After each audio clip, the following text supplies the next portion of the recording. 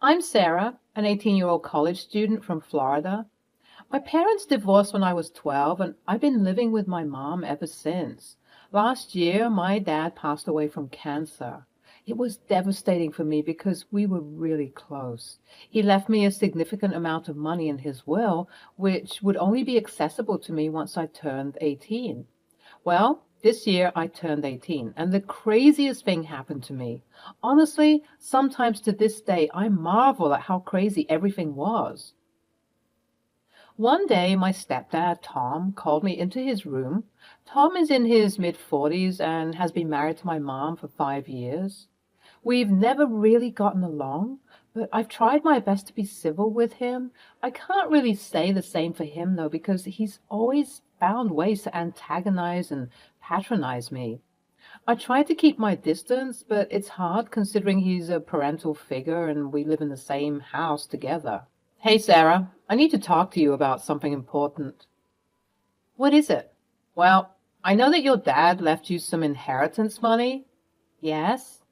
Well, I think that you need to give that money to Mike. He needs it for his academic career. He needs to go to university just like you, so you need to give it to him. I couldn't believe what I was hearing. How could this man so blatantly ask me for my money?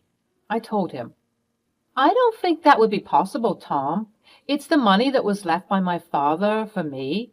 What if I need the money? Don't be ridiculous. You don't need the money, and even if you do, you don't need it as much as Mike does. Well, the answer is no. Sarah, don't make me angry. Well, there's no reason for you to be angry. You asked me a question and I gave you an answer.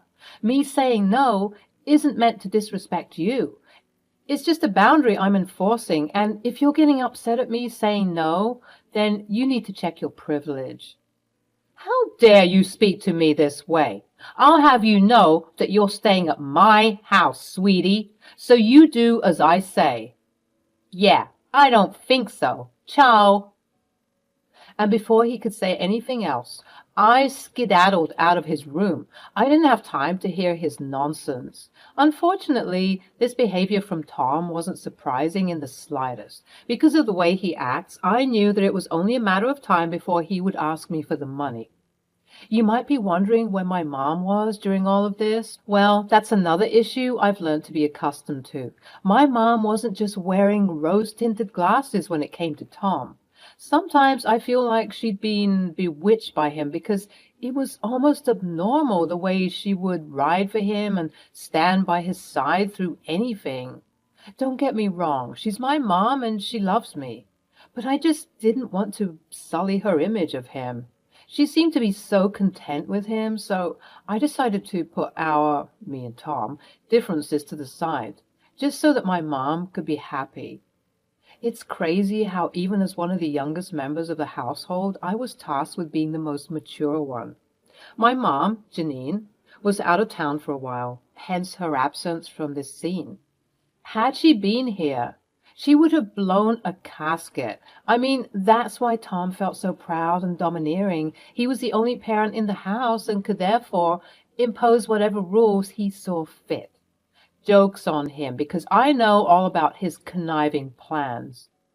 Tom ended up following me out of the room, berating me and telling me how I'm an awful sister because I don't want to help Mike, which is not true. I do want to help Mike. Stop being such a leech. When they said that the apple didn't fall far from the tree, I think they were referring to Mike and Tom, because these two hooligans are insane. They're like Pinky and the Brain. You can determine who is who by listening to what happens next. Don't walk away from me when I'm talking to you. You will listen to what I'm saying and do what's right. Why would I do that, Tom? Please give me one good reason. Well, what's going on, you two? I'm trying to sleep. Your bickering woke me up. Mike, tell Sarah about what we discussed earlier. Sure. What did we discuss again? Oh, for the love of the inheritance money. Ah, right. Well, Sarah, Dad and I were talking, and we'd like to... Not like to. We demand this money, damn it. Oh, right, yes. We demand to have this money because Because, because of that very important thing we discussed?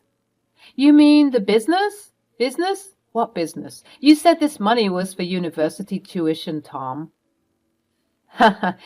Yeah, that's because that's what it's for, right, Mike? Yes, yes, I completely forgot. I'm so sorry.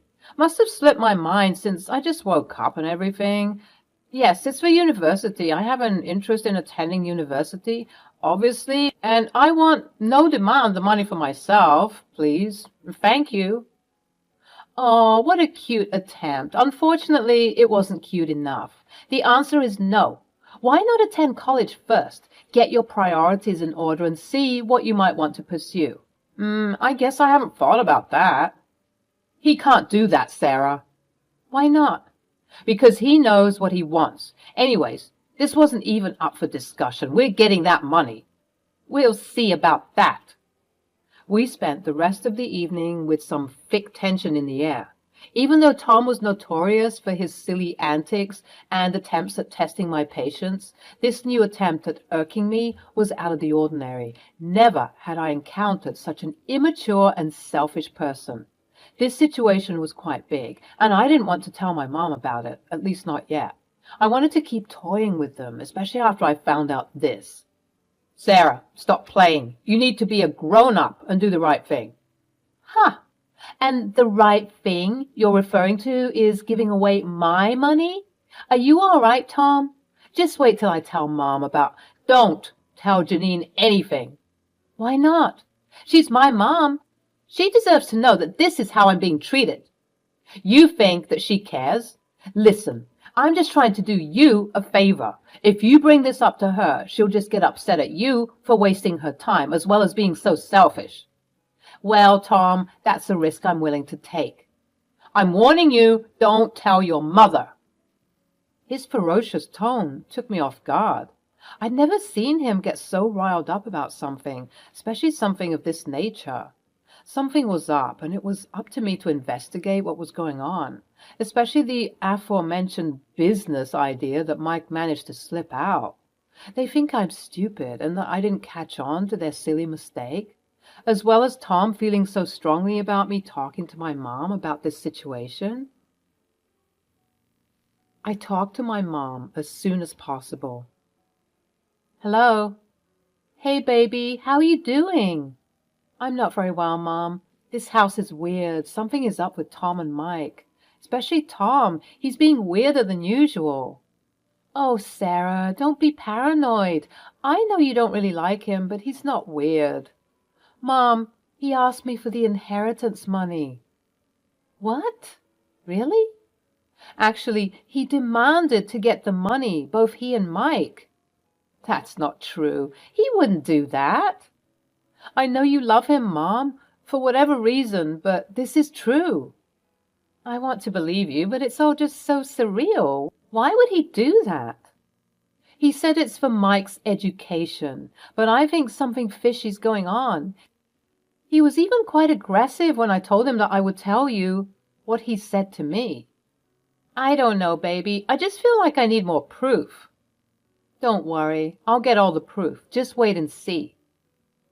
Even though my mom wasn't ready to completely and wholeheartedly believe me, I told you that man put a spell on her. I was still determined to get to the bottom of this particularly strange behavior.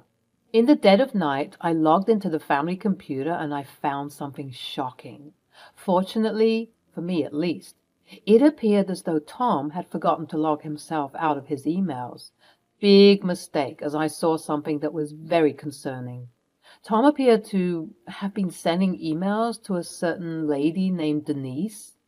And let's just say that these emails weren't family-friendly. From the looks of it, it looked like he was having an affair. I documented what I was finding, and as if my jaw wasn't already on the floor, the next piece of information I found certainly completely unhinged it. The emails detailed Tom talking to his mistress about divorcing my mother and scurrying off with her. He said he and Mike would get a large amount of money soon, and that would be used to upstart some business. But if I'm being honest, from what I read that day, it appeared to be some sort of shady business. Of course, Tom isn't stupid. He wouldn't expose potentially illegal information in his email chain like that, but he is stupid enough to have an affair and forget to log out. I knew that I had to gather as much information as possible, and I knew that with enough effort and determination, I could probably squeeze something out of Mike. The next day, I approached Mike, but not before hitting the record button on my phone.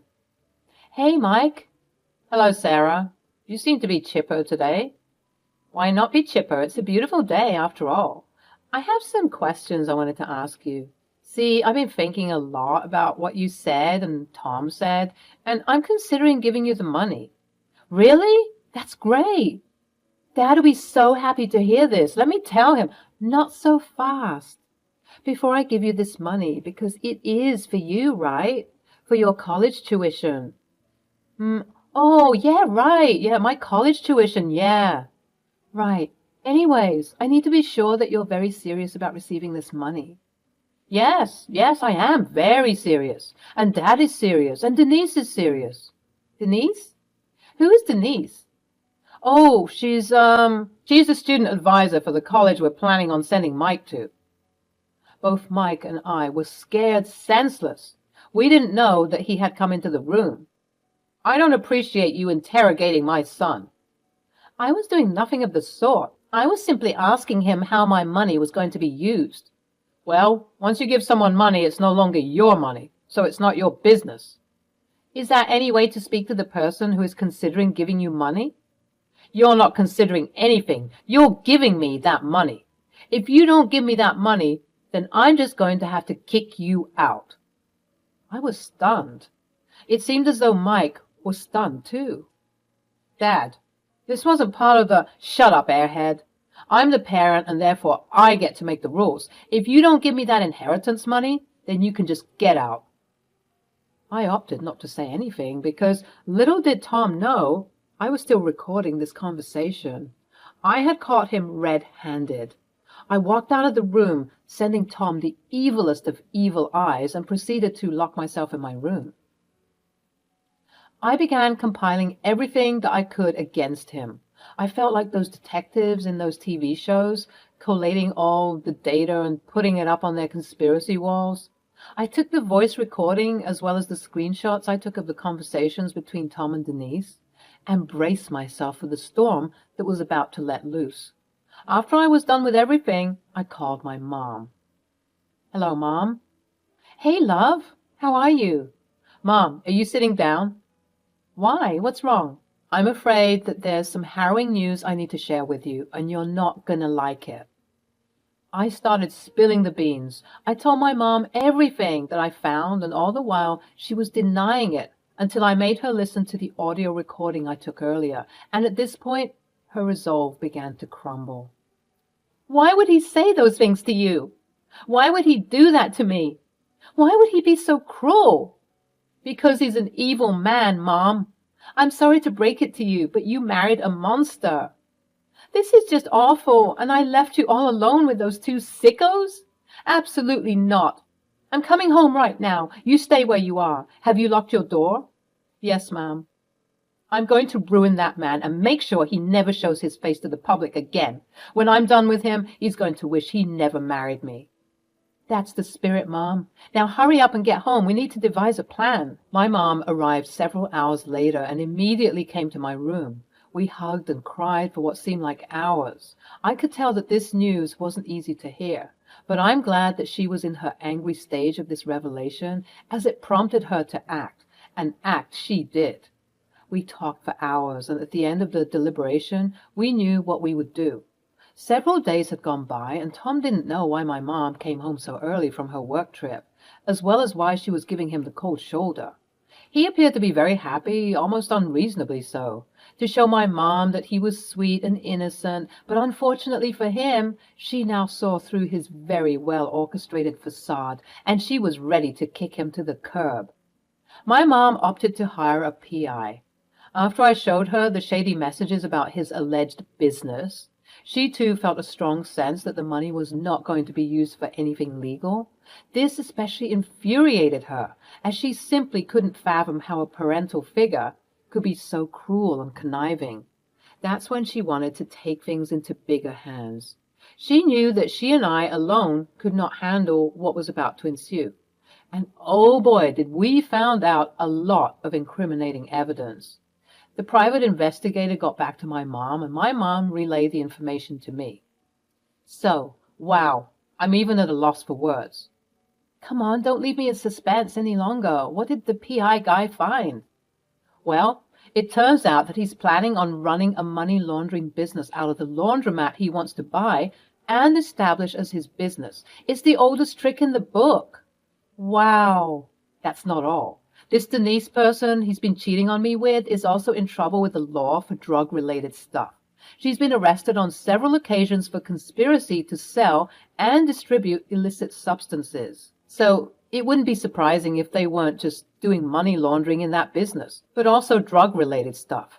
That is crazy. I would have never expected that. I feel like a shield has been removed from my eyes. I can see now that the man that I married isn't a man at all, but a sick and twisted beast.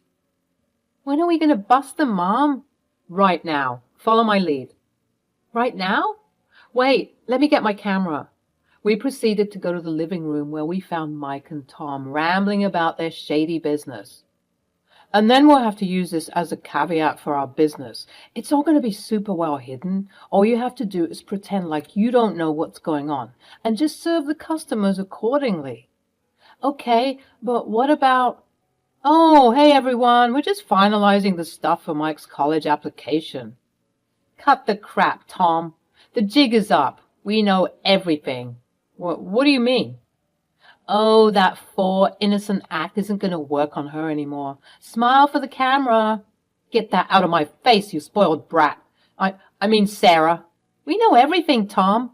Do you know how many years in jail you'd spend just for the conspiracy to commit the crimes you intend to do? I don't know what you're talking about. Oh, well, perhaps we should call Denise and see what she has to say. Ha, you two think you know anything? Denise is just a friend. Well, the myriads of explicit photos say otherwise. Who even uses emails anymore to cheat? Honestly, that's so stupid. You two? You two? You two went through my things? How dare you? No, Tom, how dare you? How dare you threaten my daughter on multiple occasions to give you money that doesn't belong to you? How dare you threaten to kick her out of my house? Are you sick in the head? How dare you endanger your son by putting him in your foolish shenanigans? And how dare you conspire to use this money for illegal activities? Yeah. Now, you got nothing to say, huh? We know everything and we're going to take you down. Yeah. I said get that camera out of my face. Tom attempted to lunge at me, but I was too quick for him. He was being quite aggressive, which was quite scary. And now you want to attack my daughter? It's like you want to rot in prison. You're crazy. Do you think you know anything? You know nothing. Yeah, well, tell it to the police, who should be here any second now.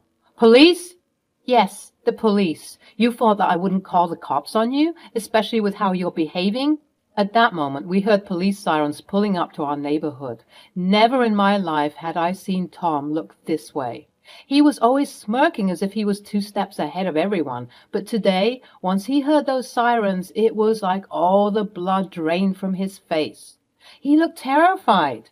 He finally said, "Please, Janine, you don't have to do this. I can explain everything."